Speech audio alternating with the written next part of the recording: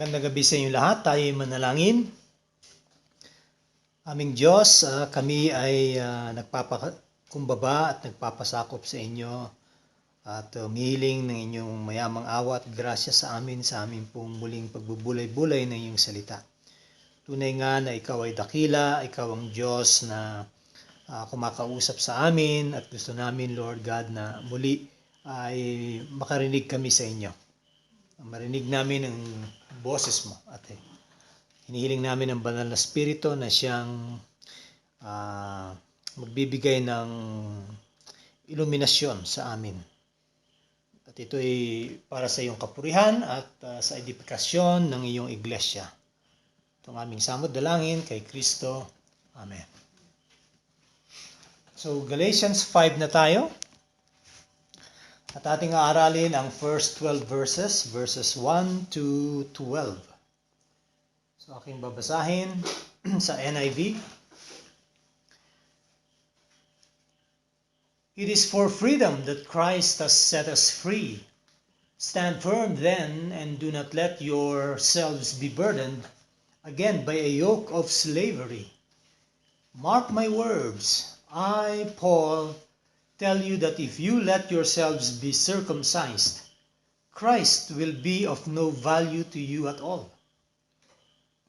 Again, I declare to every man who lets himself be circumcised that he is obligated to obey the whole law. You who are trying to be justified by the law have been alienated from Christ. You have fallen away from grace, for through the Spirit we eagerly await by faith the righteousness for which we hope. For in Christ Jesus neither the circumcision nor uncircumcision has any value. The only thing that counts is faith expressing itself through love. You were running a good race. Who cut in on you to keep you from obeying the truth? That kind of persuasion does not come from the one who calls you. A little yeast works through the whole batch of dough. I am confident in the Lord that you will take no other view. The one who is throwing you into confusion, whoever that may be, will have to pay the penalty. Brothers and sisters, if I am still preaching circumcision, why am I still being persecuted? In that case, the offense of the cross has been abolished. As for those agitators, I wish they would go the whole way and emasculate themselves. Yan. So itong salita ng Diyos sa atin ngayong gabi. So kagabi ating pinag-aralan ang patungkol nga sa dalawang covenant. At ito'y inilustra ni Apostle Paul patungkol sa dalawang babae, si Sarah at si Hagar. At dito naman ay yung konklusyon kasi makikita natin dito nga yung salitang therefore. Okay? Sa chapter 5 sa ibang rendition. So patuloy pa rin yung assertion ni Apostle Paul pagdating sa ano ang natanggap ng mga taga-Galacia nung si Kristo ay nakilala nila. At yun nga sinasabi ni Apostol Pablo na kalayaan kay Kristo. Ito ang inyong natamo. So makikita natin muli dito ay merong contrast na gagawin na naman si Apostle Paul gaya nung chapter 4 na kung saan may paghahalintulad din si Apostol Pablo doon sa totoo at doon sa hindi totoo. Ayan. At dito ngayon matutunghayan natin ang tinatawag na false and true religion. Makikita natin yung tunay na mga mananampalataya at yung hindi mananampalataya. Okay. So yung pagkalaya natin dahil sa ginawa ni Kristo sa krus ng Kalbaryo ay nagpapakita lang na si Jesus, siya yung liberator natin. Siya yung tagapagligtas natin. Yun ang emphasis ni Apostle Paul dito. Sabi niya, it is for freedom that Christ has set you free. Anong freedom na yan? Hindi yan freedom para tayo'y malaya ng gumawa ng kasalanan, para tayo'y magpatuloy sa ating lakad sa mundo. Anyway, tinanggap na natin si Kristo. Hindi po yan ang tinutukoy ni Apostol Pablo dito. Okay? Dahil sinabi nga niya rito, stand firm then, and do not let yourselves be burdened again by a yoke of slavery. So sabi, wag na kayong babalik pa doon sa kung saan ay kayo ay alipin. Kayo ay nakapreso. So, kailangan tayuan nyo na kung ano talaga ang tinanggap nga ninyo. Kung sino ang nagligtas sa inyo. Ayan. So makikita natin na itong mga taga-Galacia ay nagkaroon pa rin sila ng struggle whether pagkatanggap kay Kristo ay kailangan pa bang bumalik sa pagsunod sa batas, yung pagpapatuloy nila in keeping the law. Na parang yung ba ang kaparaanan para sila ay maging kaaya-aya at katanggap-tanggap sa Diyos, parang they are trying to win a favor from God. Okay? So sabi rito, Christ has set us free, and yung freedom na yan, ating tatayuan na because hindi na natin dapat pangbalikan yung time na kung saan ay mga alipin tayo. In other words, atin nang i-enjoy yung glorious freedom. Itong freedom of conscience. Okay? Dahil sa kaloob ng Diyos, dahil sa kapatawaran na binigay ni Lord sa atin. So tayo ay patuloy na tatayo dun sa salitang yon. So dito sa ating patuloy na pag-aaral, tayo na hinto sandali at naputol yung linya. So sabi nga rito sa command nga ni Apostol Pablo na dahil tayo ay meron ng kalayaan kay Kristo, so meron na tayong kalayaan din sa ating konsensya. Okay, that meron na tayo ring kapatawaran na natanggap sa Kanya. So dati tayo ay hawak ng batas, so tayo ay nakatali doon. So sumusunod tayo sa mga demands nito na hindi naman natin masusunod. Kaya't ang kahinatnan lang ay fearful condemnation dahil sa ating hindi pagsunod o sa ating disobedience. But si Kristo, lahat ng ito, ng mga demands ng batas, ay kanyang natupad. Okay? He has fulfilled to the dot all the stipulations of the law. Kaya nga't ang Kristyanismo, siya lang ang relihiyon na kung saan ay masasabi natin na may ang turo ay kalayaan at hindi yung pagiging alipin. Ayan. So dito sa verse 2, sabi nga, mark my words, I, Paul, tell you that if you let yourselves be circumcised, Christ will be of no value to you. Ayan. So walang value ang taong gustong sumunod doon sa mga sinasaad ng batas ng Judaismo. At itong mga bulaang mga ngaral na nagsipasok sa loob ng iglesia ng Galacia ay gusto na lahat ng mga kalalakihan doon ay ma-circumcised in the flesh. Dahil yun ay isang kumbaga pagkilala na ikaw nga ay kabilang na sa kongregasyon ng Israel. So they were trying to pressure the Galatians into having a circumcision. At sabi nga, hindi naman po yun ang kailangan. Although sa kanila, bilang mga Hudyo, yun ay isang sign.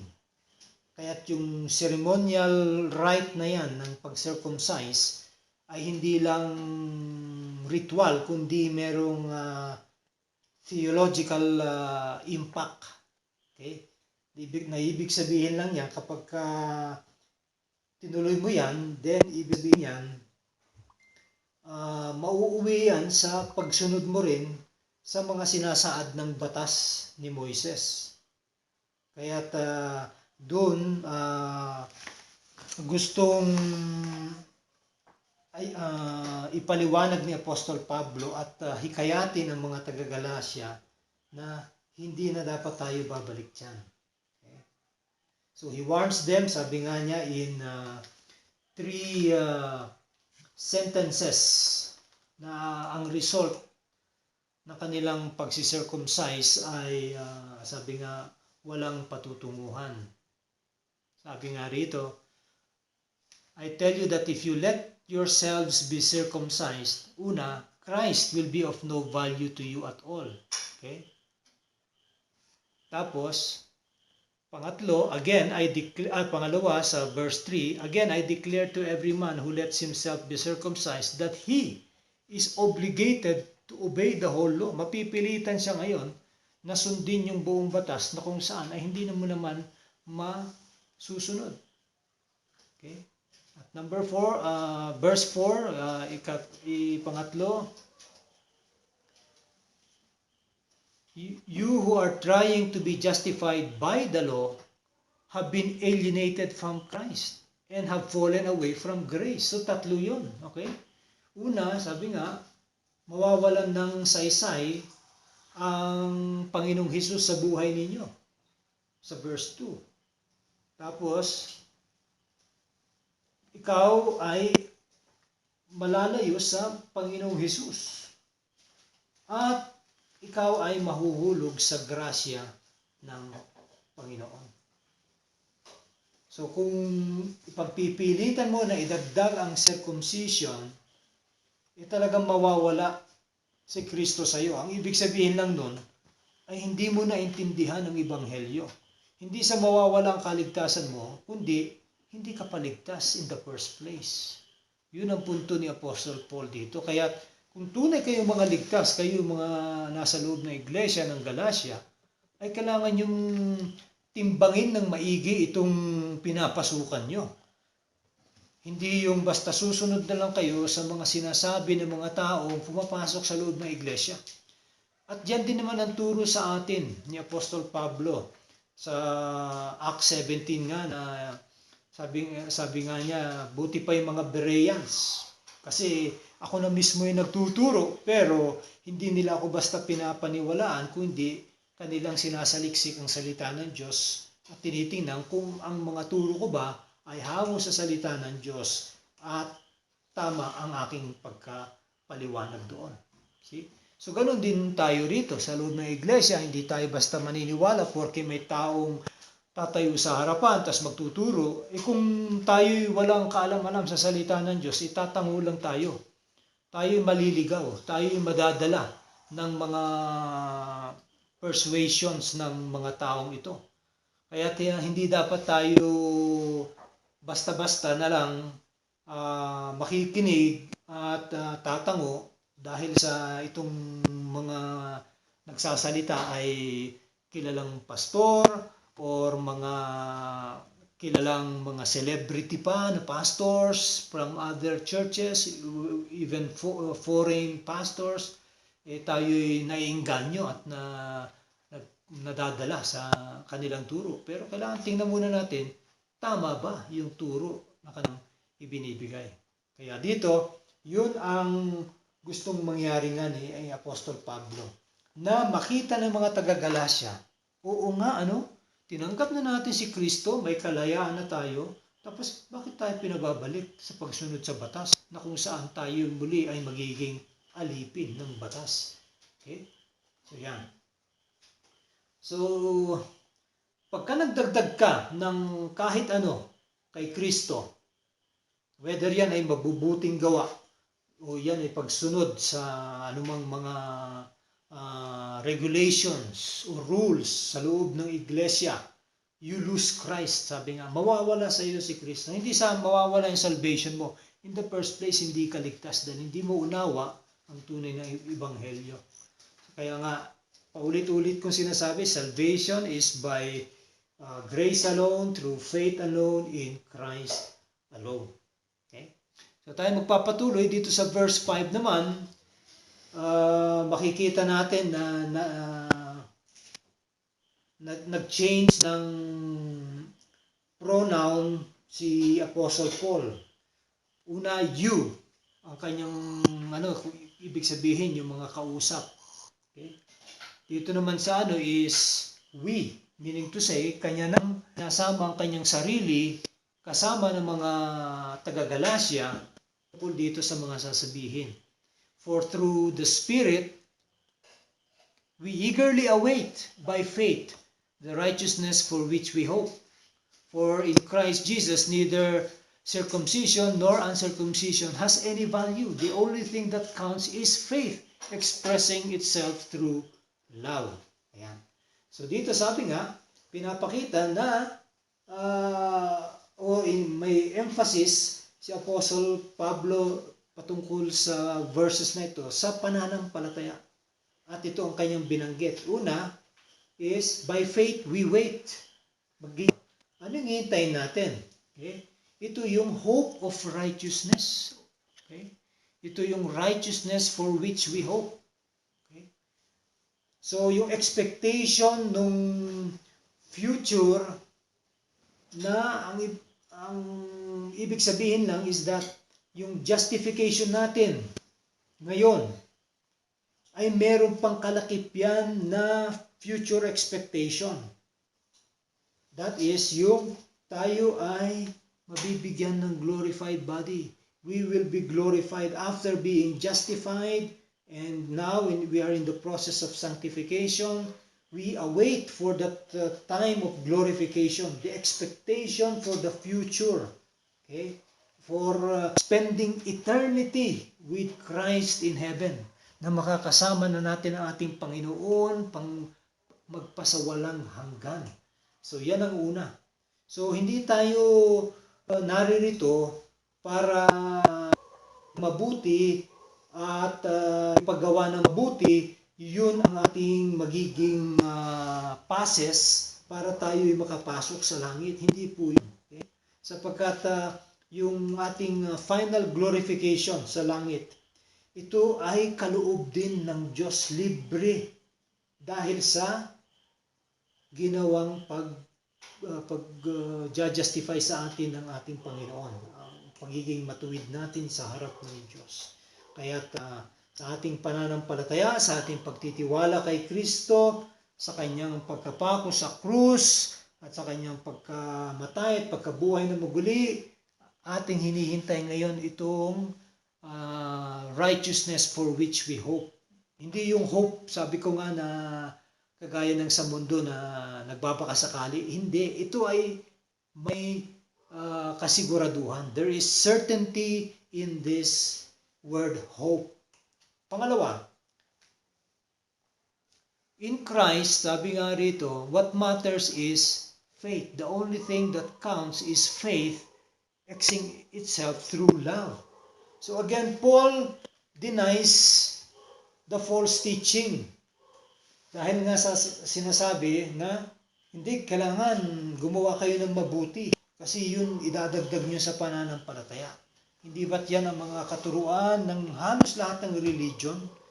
Habang kayo'y nananampalataya sa Diyos, sino mang Diyos na yan, hindi 100% sure yan. Kailangan nyo gumawa ng mabuti. Kailangan nyo magpakita ng kabutihan. Kaya nga ang mga mga Muslims, mga Hindus, mga Buddhist, okay, at mga pseudo-Christians, meaning to say false Christian religions, ay pare-parehas sila na sumusunod sa tinatawag na work salvation. Okay? So here sabi nga, when a person is in Christ, nothing more is necessary. Wala na tayong pwede pang idagdag. Okay? I hope na nakuha nyo yan. Sabi nga niya rito, neither circumcision nor uncircumcision can improve our standing before God. Yung ating value as a person, value as a child of God, hindi po yan nadagdagan o nababawasan kung tayo ay na-circumcise o hindi na-circumcised. So hindi yung physical cutting ang siyang magbibigay sa atin gaya ng pangunawa ng mga Hudyo na yun ang sign na sila ay anak ng Diyos. Hindi. The only thing that counts is faith expressing itself through love. Ay ano naman itong sinasabing faith expressing itself through love? Okay?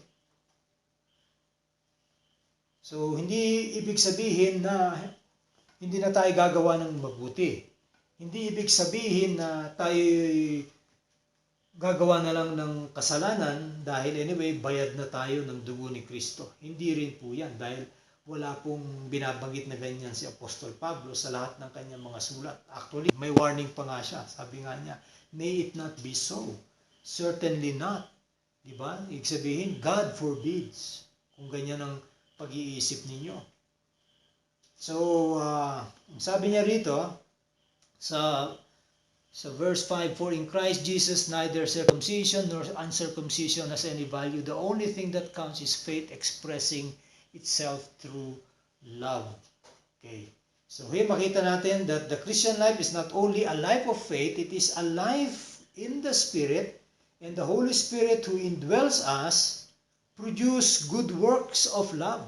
Yung banal na spirito na nananalantay sa ating mga buhay, okay, sa ating katawan, ay nag-uudyok sa atin para tayo ay gumawa ng mabuti out of love. Okay? Yung dito sa verse 6, kanyang binanggit yan, ano? Faith working through love. It is not that works of love are added to faith, na yan ang tingin ng maraming relihiyon, idinadagdag mo yung gawa doon sa pananampalataya mo. Hindi. Kung hindi, faith which saves is a faith which works, meaning to say, a faith which issues in love, meaning to say, itong faith na to ay genuine dahil sa nagpapakita ito ng tunay na pagmamahal. At yan ay pinakita muna ng ating Panginoon sa kanyang pagparito sa lupa at sa kanyang kamatayan sa krus ng Kalbaryo. Okay. So, dito sa verse 1 to 6, nakita natin yung contrast, ano? Sabi ko nga yung ginamit na you and the we. You, yung pagkabanggit niya rito is yung mga false believers who want to add circumcision to faith. And yung we is yung mga true believers, kasama ni Paul at yung mga taga-Galacia, na sabi tayo maging kontento na kay Kristo lamang. Okay? Sa pamamagitan ng pananampalataya lamang. Okay? Now, dito naman magkakaroon siya ng contrast. Dito. At gagamitin niya yung salitang he, the false teacher who is troubling you. Meaning to say, merong isa o marami man sila na magkakasama, pero banggit niya rito he, the false teacher who is troubling you, o yung nagbibigay ng nag-uudyok sa inyong sumama kayo sa kanya o paniwalaan niyo siya.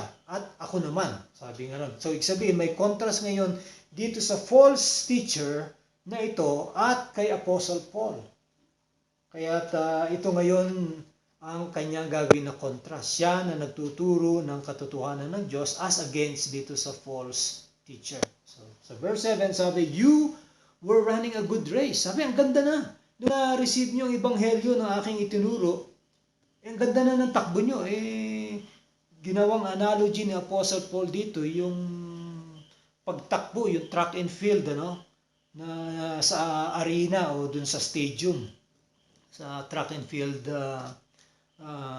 event. Sabi, who cut in on you? Meaning, sinong umovertake sa inyo at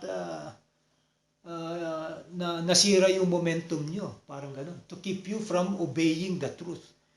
So, ginamit niya yung mga salitang yan. So, ang ganda na ng takbo nyo, pero biglang merong humarang. So, dito ngayon, titingnan natin.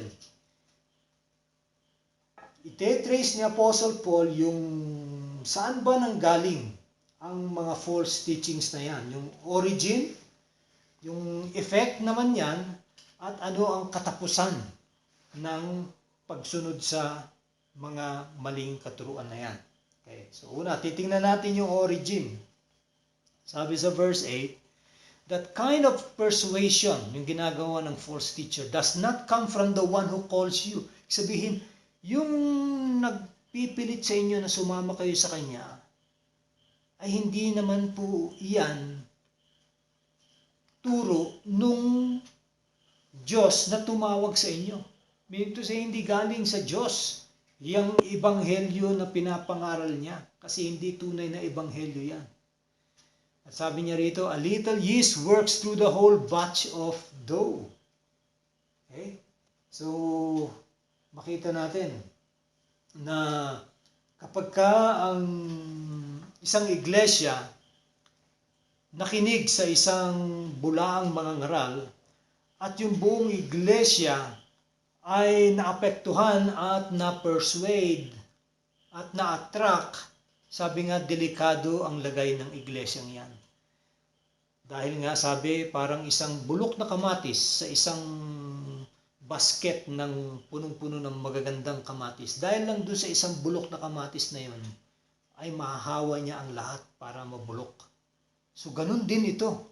A false teaching can actually destroy a church. And a false teacher who enters a church can actually destroy that whole church. Okay? Kaya tinatayo ni Apostol Pablo ito at pinaninindigan niya at kung kinakailangan i-rebuke niya itong mga taga-Galacia ay kailangan gawin niya sapagkat ang nakasalalay dito ay buhay ng mga tao na naroon. Meaning to say, it's a matter of life and death, and not just the life and death, but of eternal life. Okay? And eternal damnation. Yun ang nakikita natin dyan. So, ano yung effect? We have already seen that the heresy hindered the Galatians, as later Paul is to say that it troubled. So, sabi dyan sa verse 9, a little yeast works through the whole batch of dough. Pagdating sa verse 10, I am confident in the Lord that you will take no other view. So, malakas ang loob ni Apostle Paul na sa kanyang pagbibigay muli, pagre-refresh sa kanila ng ebanghelyo ng Panginoon, okay, ay hindi sila madadala sa maling katuruan. Okay? Na kanyang pakiusap, huwag na kayong tumingin pa ibang sinanggo patungkol sa kaligtasan, kundi itong aking naituro na sa inyo, which is the true gospel.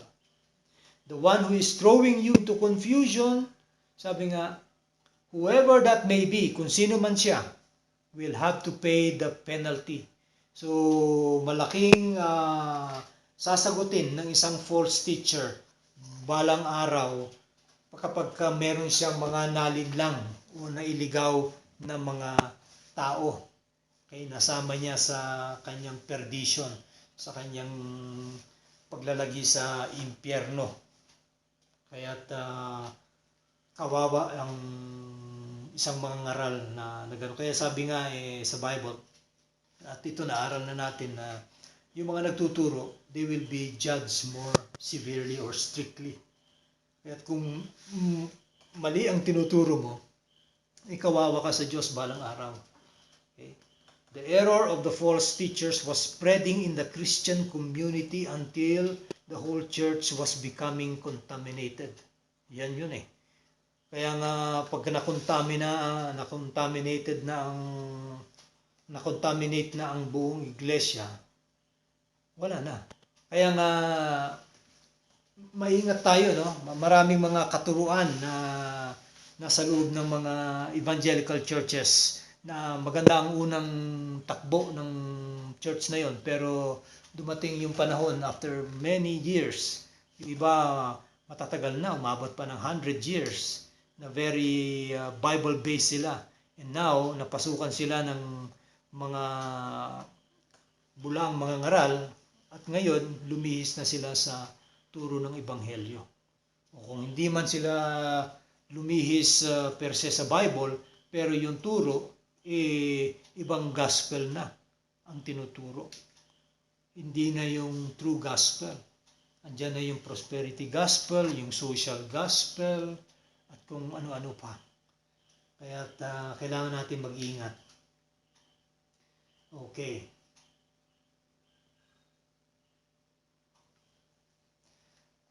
Ang ating kaingatan na nasabi nga, one of the most serious things about evil and error is that they both spread.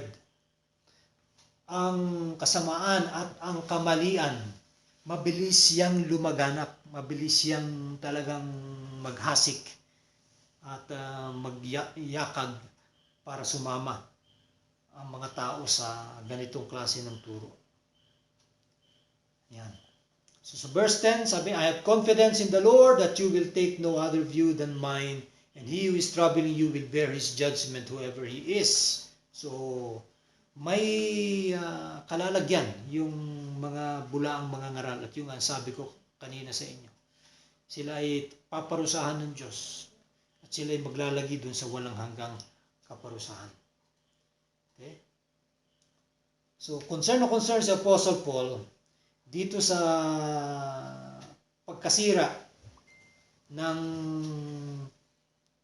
katuruan ng mga bulaang mga ngaral, at kanya pangang inexpress sa kanyang sulat. Sabi niya rito nga, brothers and sisters, if I am still preaching circumcision, why am I still being persecuted?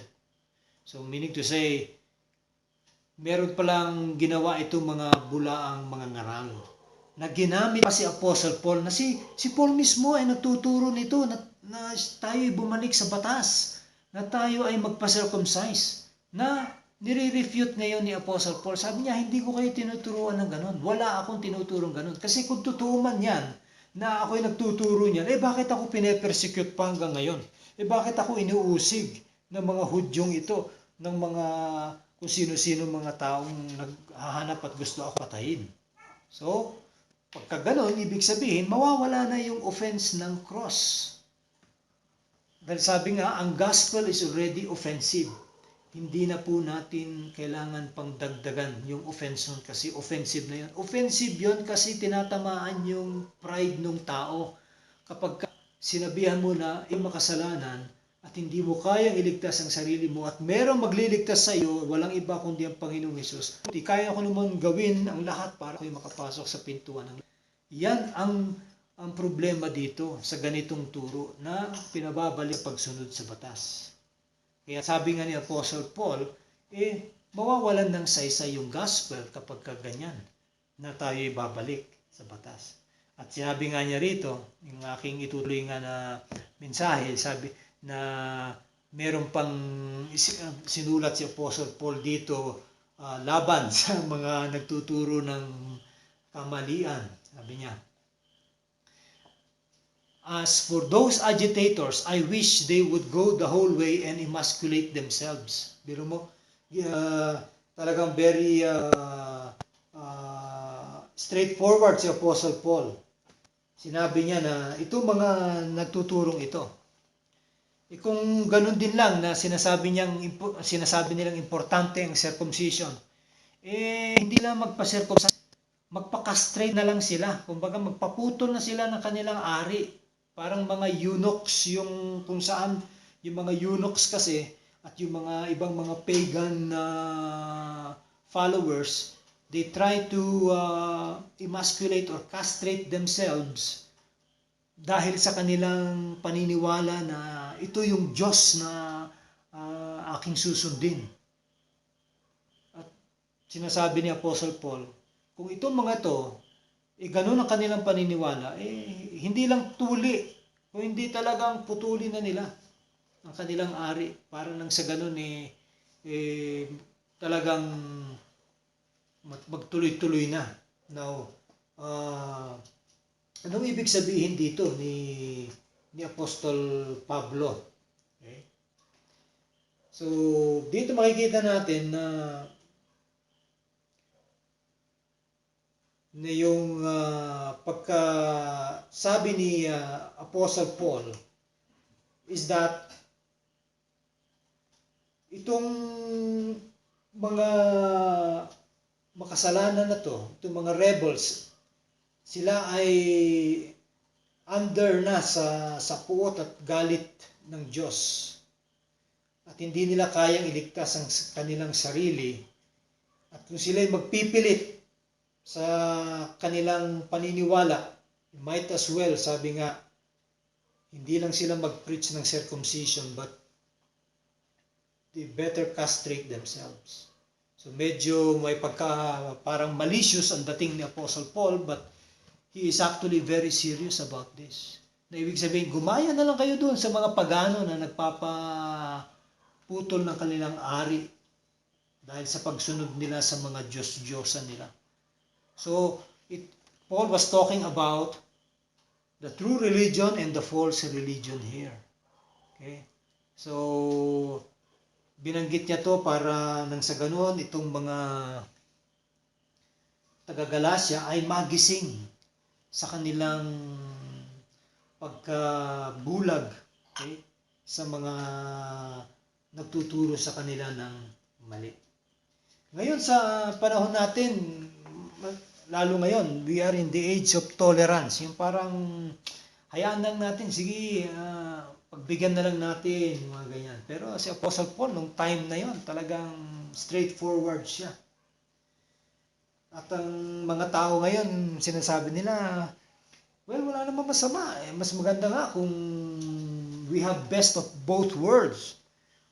Nakwento ko sa inyo nung isang gabi na yung isang kakilala kong Chinese na mga magulang niya, siya ay Kristiyano na pero mga magulang niya hindi pa. So, ang sabi ng mga magulang niya, nung sila napadpad sa Pilipinas, dala-dala na nila yung mga relihiyon nila, tsaka mga Diyos nila, mga statwa.